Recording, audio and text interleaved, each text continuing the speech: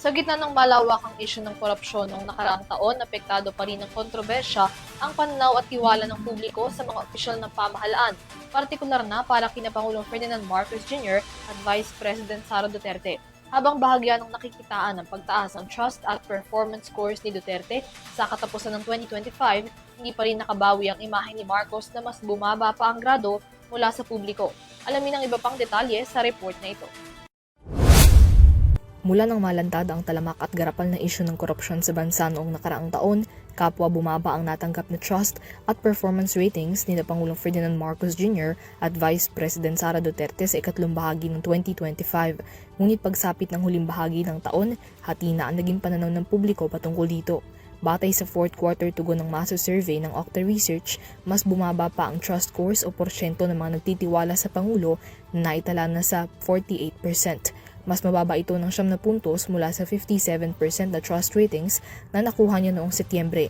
Pinakamataas ang nakuha niyang trust ratings mula Balance Luzon na may 54%. 31% naman ng mga Pilipino ang nagsabing hindi sila nagtitiwala kay Marcos na pinakamataas mula sa Mindanao na may 52%. Samantala, bumaba rin ang performance ratings ni Marcos ng 3 puntos sa 51%.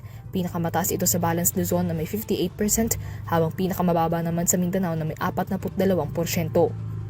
Sa kabilang banda, bahagya namang tumaas ang trust at performance ratings ni Duterte sa fourth quarter ng 2025.